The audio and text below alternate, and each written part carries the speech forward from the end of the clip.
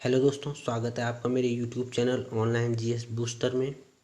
दोस्तों, आज हम प्राचीन भारतीय इतिहास के बारे में पढ़ने वाले हैं, जिसमें हमारा टॉपिक है प्राचीन भारतीय इतिहास के स्रोत। हम लोग इतिहास पढ़ते हैं और हम सब जानते हैं कि इतिहास एक क्रमवार अध्ययन है। लेकिन क्या आपने कभी सोचा है कि इतिहास की यह सब जानकारी हमें कहाँ से मिलती है? कैसे हम कह सकते हैं कि हाँ, हमारे इतिहास में ये सब घटित हुआ होगा? ऐसे क्या प्रमाण हमारे पास हैं जिनकी वजह से आज हम इतनी पुष्टि के साथ इतिहास को पढ़ते हैं? ऐसे साक्ष्य या प्रमाण जिनसे हमें इतिहास की जानकारी प्राप्त होती हो, उन्हें हम ऐतिहासिक स्रोत के नाम से जानते हैं। तो आज हम प्राचीन भारतीय इतिहास के स्रोत क्या क्या हैं उनके बारे में जानेंगे। तो शुरू करते हैं। प्राचीन भारतीय इतिहास के मुख्यतः 3 स्रोत हैं, जिसमें से पहला है साहित्यिक स्रोत, दूसरा है विदेशी यात्रियों का विवरण और तीसरा है पुरातत्व संबंधी साक्ष्य। तो अब हम इन तीनों के बारे में अलग अलग देखते हैं। सबसे पहले है साहित्यिक स्रोत या साहित्यिक साक्ष्य क्या है। देखिए, साहित्यिक साक्ष्य ऐसे साक्ष्य हैं जिनमें हम किसी ग्रंथ को पढ़ते हैं और उसको पढ़ने के पश्चात हमें इतिहास की घटनाओं के बारे में कुछ जानकारी प्राप्त हो। ठीक है। उदाहरण के लिए ले लीजिए, आप रामायण या महाभारत पढ़ रहे हैं, तो महाभारत में हमें जानकारी मिलती है कि इसमें कौरवों और पांडवों का युद्ध हुआ था। ठीक है ना। और ये कुरु राजवंश के बारे में हमको पता चलता है। साथ ही साथ कुरु राजवंश के जो राजा थे भरत, उनके नाम से हमारे देश का नाम भारत पड़ा। ऐसी तमाम जानकारी हमें उससे प्राप्त होती है। तो महाभारत को हम एक साहित्यिक स्रोत मानेंगे, क्योंकि वो ग्रंथ के रूप में हमारे पास उपलब्ध है। ठीक है। तो साहित्यिक साक्ष्य को 2 भागों में हम विभाजित कर सकते हैं, जिसमें पहला है धार्मिक साहित्य और दूसरा है लौकिक साहित्य। अब धार्मिक साहित्य क्या है? धार्मिक साहित्य आप समझ सकते हैं, नाम से ही पता चल रहा है, एक ऐसा साहित्य जो धर्म से जुड़ा है या जिसमें हमें धर्म संबंधित जानकारी मिले। तो धार्मिक साहित्य में सबसे पहले बात हम करेंगे ब्राह्मण धर्म ग्रंथ की। तो ब्राह्मण धर्म ग्रंथ में सबसे पहले आते हैं वेद। वेदों के जो रचयिता हैं वो कृष्ण द्वैपायन को माना जाता है और उनको हम वेद व्यास के नाम से भी जानते हैं। वेदों की संख्या 4 है: ऋग्वेद, सामवेद, यजुर्वेद और अथर्ववेद। इनमें से सबसे प्राचीन ऋग्वेद है और ऋग्वेद से हमें आर्यों की राजनीतिक प्रणाली के इतिहास के बारे में पता चलता है। इसी तरीके से सामवेद, यजुर्वेद और अथर्ववेद में भी भारतीय इतिहास के बारे में काफ़ी जानकारी मौजूद है। वेदों के बाद आते हैं उपनिषद। उपनिषद 108 इनकी संख्या मानी गई है और इनमें भी प्राचीन भारतीय इतिहास की काफ़ी जानकारी मौजूद है। उसके बाद पुराण आते हैं। पुराणों की संख्या 18 बताई गई है, जिनमें सबसे प्राचीन मत्स्य पुराण है।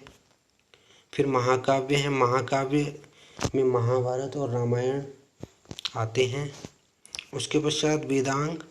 यदि आप वेदों को सरल रूप में पढ़ना चाहते हैं या बहुत आसानी से समझना चाहते हैं तो आप वेदांग पढ़ सकते हैं। उसके पश्चात धर्मशास्त्र। धर्मशास्त्र में भी प्राचीन भारतीय इतिहास को लेकर के काफ़ी जानकारी मौजूद है। ब्राह्मण ग्रंथों में धर्मशास्त्र का महत्वपूर्ण स्थान है। धर्मशास्त्र में धार्मिक नियमों एवं सामाजिक सिद्धांतों का प्रतिपादन किया गया है। इन ग्रंथों में विष्णु धर्मशास्त्र, मानव धर्मशास्त्र, नारद स्मृति, मनुस्मृति आदि प्रमुख हैं। ब्राह्मण धर्म ग्रंथ के बाद अगला आता है बौद्ध धर्म ग्रंथ या बौद्ध साहित्य।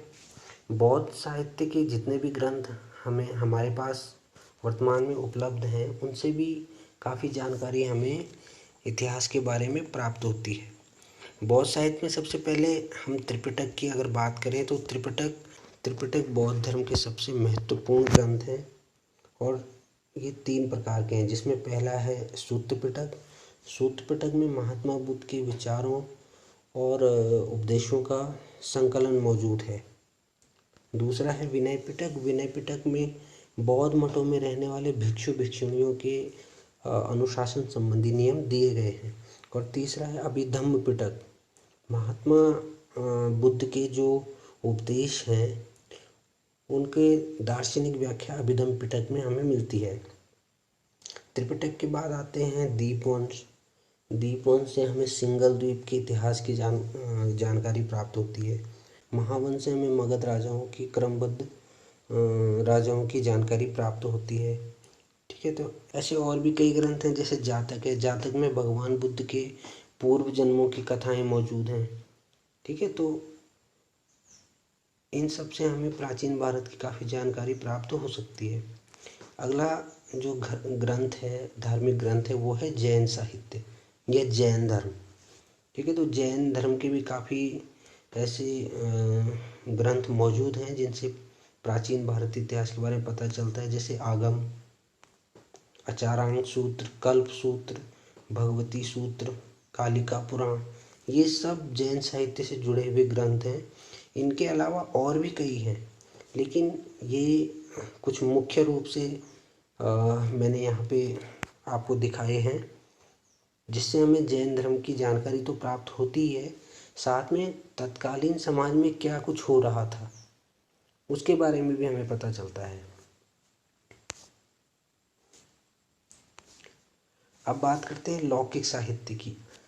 लौकिक साहित्य ऐसे साहित्यिक स्रोत हैं जिनसे तत्कालीन भारतीय समाज की राजनीतिक तथा सांस्कृतिक जानकारी प्राप्त हो। इन्हें धर्मेतर साहित्यिक स्रोत भी कहते हैं। ठीक है,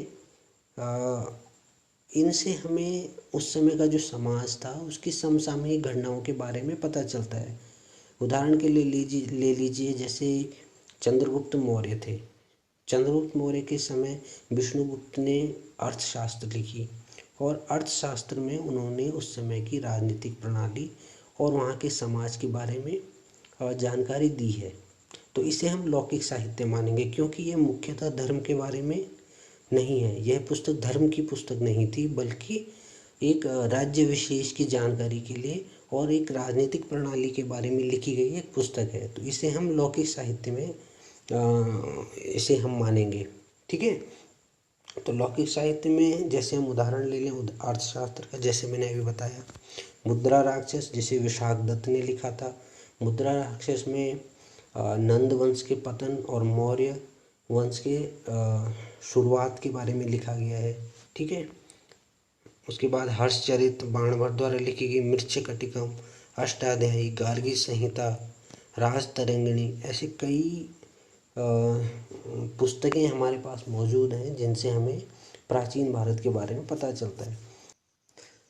तो फ्रेंड्स, ऐतिहासिक स्रोत में पहली कैटेगरी यानी कि साहित्यिक स्रोत हम डिस्कस कर चुके हैं, जिसमें कि हमने धार्मिक और लौकिक साहित्य दोनों को डिस्कस किया और जाना कि क्या वो स्रोत हैं जिससे हमें प्राचीन इतिहास की जानकारी मिलती है। ठीक है, अब आगे बढ़ते हैं अपनी दूसरी कैटेगरी पे, जो कि है विदेशी यात्रियों के विवरण। फ्रेंड्स, प्राचीन भारत में कई विदेशी यात्री ऐसे थे जो भारत भ्रमण पे आए और कई वर्षों भारत में रहे। भारत में रहने के पश्चात, यहाँ के कल्चर को समझने के पश्चात और यहाँ की सोसाइटी को समझने के बाद उन्होंने अपनी पुस्तक में यहाँ की सोसाइटी के बारे में लिखा, और उनकी उन पुस्तकों में जो विवरण प्राप्त है उससे हम प्राचीन भारत की जानकारी ले सकते हैं। भारत में मुख्यतः जो विदेशी यात्री आए थे उनमें पहले थे चीनी, जो चीनी यात्री आए थे। ठीक है, और चीनी यात्री में पहले बात करते हैं फाहियान की। फाहियान गुप्त नरेश चंद्रगुप्त द्वितीय विक्रमादित्य के समय भारत आया और उसने तत्कालीन समाज की सामाजिक, आर्थिक और धार्मिक जो व्यवस्था थी उस पर प्रकाश डाला है। ठीक है, उसने अपनी पुस्तक फो क्यों की में ये सारा विवरण दिया है। ठीक है, तो काफ़ी जानकारी हमें फाहियान की पुस्तक से मिलती है, जो हमें प्राचीन भारत को समझने में काफ़ी सहायता करती है। उसके बाद हेनसांग आते हैं। हेनसांग जो है वो हर्षवर्धन के समय भारत आए थे। ठीक है, और ये करीब करीब 10 साल भारत में रहे और यहाँ रहने के बाद इन्होंने जो है नालंदा विश्वविद्यालय में भी इन्होंने शिक्षा ग्रहण की। ठीक है, तो इन्होंने अपनी जो यात्रा वृत्तांत है वो इनकी पुस्तक सी यू की नामक एक पुस्तक है, उसमें इन्होंने पूरा वृत्तांत अपना लिखा है। ठीक है, तो उन्होंने भी हर्षकालीन जो समाज था उसकी धार्मिक राजनीतिक जो स्थिति थी उस पर प्रकाश डाला है। ठीक है, हेनसांग को प्रिंस ऑफ पिलग्रिम्स भी कहा जाता है, यानी कि यात्रियों का राजकुमार, क्योंकि ये काफ़ी देशों की यात्रा इन्होंने की, उनमें से एक भारत भी था। तो इनकी पुस्तक से भारत के बारे में हमें काफ़ी जानकारी मिलती है, प्राचीन भारत के बारे में। ठीक है, उसके बाद नेक्स्ट आते हैं इत्सिंग। ये भी 7वीं शताब्दी के समय भारत आए और नालंदा और विक्रमशिला विश्वविद्यालय के बारे में इन्होंने अपनी पुस्तक में प्रकाश डाला है। ठीक है, चीनी लेखकों के बाद नेक्स्ट आते हैं यूनानी लेखक। यूनानी लेखकों ने भी अपनी पुस्तकों में प्राचीन भारत की काफ़ी जानकारी दी है, जिसमें पहले हैं मेगस्थनीज।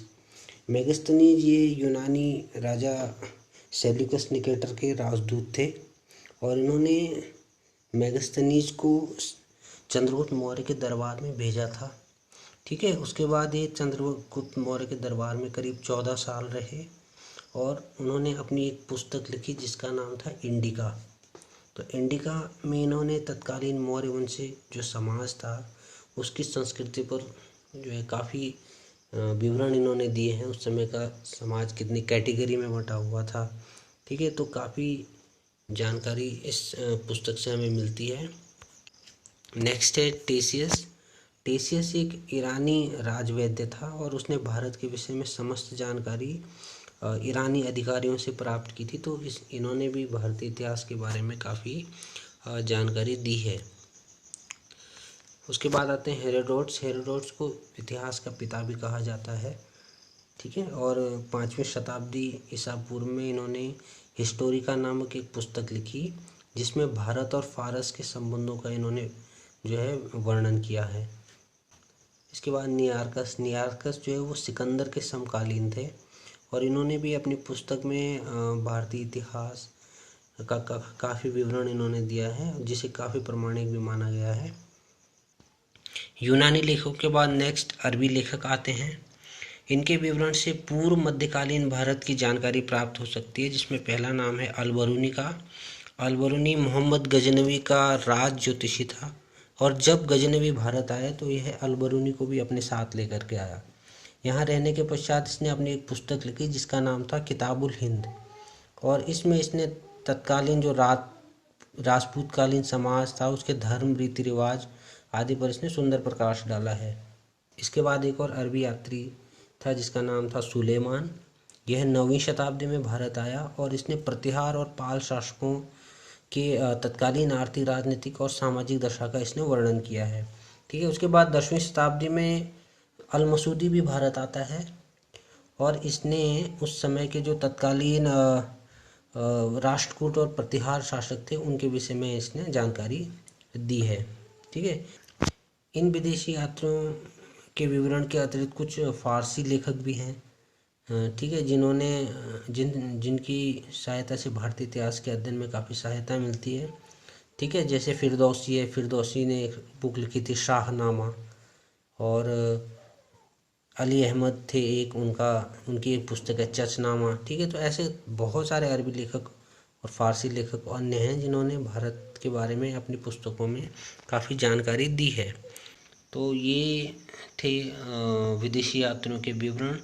ठीक है, अब हम चलते हैं अपने अगले यानी कि तीसरी कैटेगरी की तरफ, जो कि है पुरातत्व संबंधी साक्ष्य। पुरातत्व संबंधी साक्ष्य में सबसे पहले बात करते हैं अभिलेख की। अभिलेख एक प्रकार के लेख होते हैं जिनको शिलाओं पे, ताम्रपत्रों पे, मूर्तियों पे या फिर स्तंभों पे गुदवा दिया जाता था या लिखवा दिया जाता था, जो उस समय के राजा करते थे। ठीक है, जैसे भारत की बात करें तो भारत में अशोक के शिलालेख काफ़ी फेमस हैं। ठीक है, और अशोक के शासनकाल की ज़्यादातर जानकारी हमको उसके अभिलेखों से ही प्राप्त होती है। जहाँ जहाँ अशोक के राज्य की सीमाएं थी, अलग अलग जगह से हमें अशोक के अभिलेख प्राप्त हुए हैं, जिसमें उसने अपनी प्रजा को संबोधित करते हुए अलग अलग मैसेज दिए हैं और इसी से हमें काफ़ी कुछ जानकारी प्राप्त होती है कि कैसे उन्होंने युद्ध त्याग के बाद में बौद्ध धर्म अपना लिया। ठीक है, तो अभिलेख काफ़ी इम्पोर्टेंस है इस पॉइंट ऑफ व्यू से। अभिलेख के बाद नेक्स्ट है मुद्राएं। पुरातत्व संबंधी साक्ष्य में मुद्राओं का भी काफ़ी इम्पोर्टेंस रोल है। भारत में सर्वप्रथम मुद्राओं का प्रचलन 6ठी शताब्दी ईसा पूर्व से शुरू हुआ था, पर उन पे तब कोई लेख या तिथि अंकित नहीं होती थी, बस कुछ प्रतीक होते थे जैसे पशु पक्षी या फिर किसी वृक्ष का, पर्वत का जो है आकृति हमें मिलती थी। ठीक है, सर्वप्रथम भारत में यूनानी शासकों ने मुद्राओं पे तिथि और लेख अंकित करवाए। उसके पश्चात मौर्यकालीन समाज में सबसे ज़्यादा सिक्के प्रचलन में आए। कुषाण के समय में सर्वाधिक शुद्ध सोने की मुद्राएं प्रचलन में आई। समुद्रगुप्त की कुछ मुद्राओं पे अश्वमेध यज्ञ और कुछ पर वीणा बजाते हुए उनको दिखाया गया है। कनिष्क की मुद्राओं से हमें यह पता चलता है कि वो बौद्ध धर्म का अनुयायी था। ठीक है, और सातवाहन नरेश शतकर्णी की एक मुद्रा पर जलपोत का चित्र उत्कीर्ण है, जिससे हम यह अनुमान लगा सकते हैं कि उन्होंने समुद्र विजय की होगी। ठीक है, और चंद्रगुप्त द्वितीय की व्याघ्र शैली की मुद्राओं से हम आइडिया लगा सकते हैं कि पश्चिम भारत में शकों की विजय शकों के पे उन्होंने विजय प्राप्त की। तो ऐसे तमाम चित्र या फिर लेख अंकित थे जिससे हम काफ़ी कुछ अनुमान लगा सकते हैं उनके बारे में कि उन्होंने क्या क्या हासिल किया होगा या क्या क्या उन्होंने कुछ नया किया होगा, उससे संबंधित उनकी मुद्राएं प्रचलित हुई थी। उसके बाद नेक्स्ट आता है स्मारक एवं भवन। तो स्मारक और भवन कैसे हमें प्राचीन भारत को जानने में मदद कर सकते हैं। एक तो इनकी हेल्प से हमें पता चलता है कि उस समय के वास्तुकार कैसे थे, उनकी वास्तुकला के बारे में और स्थापत्य कला के बारे में हमें पता चलता है। दूसरा, हमें जो प्राचीन मंदिरों के अवशेष मिले हैं, प्राचीन इमारतों के अवशेष मिले हैं, उनकी हेल्प से हमें उस समय के सामाजिक, आर्थिक और धार्मिक परिस्थितियों का पता चलता है। ठीक है, तो काफ़ी इनसे हमें जानकारी प्राप्त होती है। और मंदिरों की अगर बात करें तो मंदिरों में मुख्यतः 3 टाइप के हमें मंदिरों की शैली प्राप्त हुई है। जैसे पहला है नागर शैली, जो कि उत्तर भारत में मंदिरों की स्थापत्य कला से संबंधित है। और अगर दक्षिण की बात करें तो दक्षिण में द्रविड़ शैली के मंदिर बनाए गए हैं। ठीक है, और इन दोनों का मिक्सचर जो है वो है बेसर शैली।